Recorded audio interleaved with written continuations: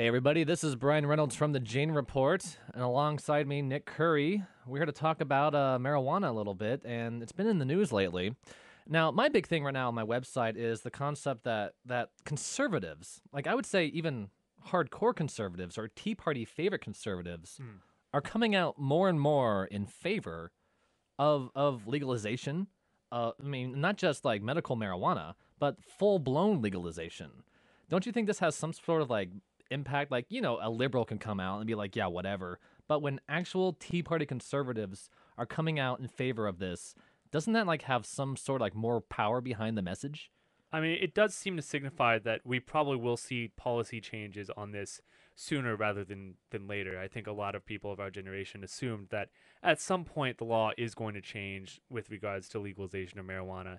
But I at least didn't think it would happen for another 20 years at least. Yeah. Seems to indicate it's going to be sooner. Isn't it just amazing that Sarah Palin, I didn't realize how she's in favor. Glenn Beck, Ron Paul, we know he's in favor. But yeah, it seems to point itself in the right direction. I don't know if it's being lost though on the voters themselves. I don't know if they don't know this information or if they just, I don't know if like their own convictions. It doesn't matter if the people who they prefer to listen to are like the people that they like follow politically and speak for speak on behalf of them. I don't know if they just don't really care about what their voices or not, but I don't know. It's to me it seems more powerful. I don't understand why this isn't like Barack Obama. He comes out kind of he almost comes out like against it a little bit.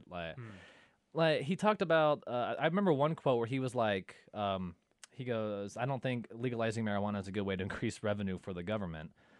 So it's so weird to me that like a very liberal guy like Barack Obama is against it, but Sarah Palin is for it. I think it's a risk reward thing for Obama. If he supports it, what is he's not really going to gain any new voters, any new demographics. I think it's all gamesmanship.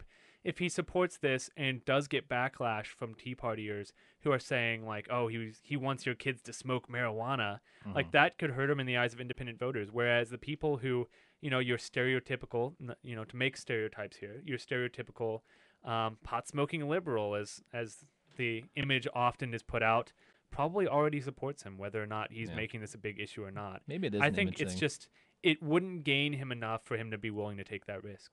Yeah. And now there was a poll out from Washington that says majority of people believe that marijuana should be legal and taxed. Like there's just more and more like studies coming out, facts supporting, like showing the medical benefits of it, showing like the overall, the more mainstream and accepting it is becoming.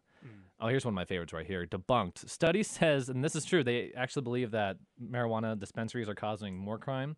Well, they shut down a dispensary in California, and they got rid of a couple dispensaries, and more crime resulted as a response to that. Like it happened like after the dispensaries got shut down. So that says to me that if you close them down, more crime's going to happen. One of the interesting things is where you look at where your lobbyists are coming from in California and other places. One of the really interesting things as California has continued to discuss this is that some of the money coming in to support keeping marijuana illegal is coming from people with drug money, because the cartels don't want marijuana to be legal because that's going to dig way into their profits. That's a good point. Yeah, that's going follow the money there, and it's really interesting. Wow. Yeah, that's a good point. Like the cartels, if they're going to lose a lot of money if they have competition on the regular market, and not to mention dispensary owners.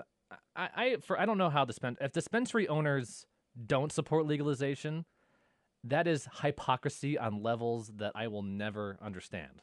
Well, if it's them doing that just to try to keep the market cornered in a way, them trying to do this just for money and not because they believe in it. Yeah. I mean, I could see that. How many friends do you think they have who are probably doing jail time or on probation or serving like or paying off, fines caused by possession, caused by this, and at the same time they probably don't want it legalized. They probably put on like a face that they want it legalized, but behind closed doors, they probably prefer it to stay illegal, so they can make more money out of the dispensary level.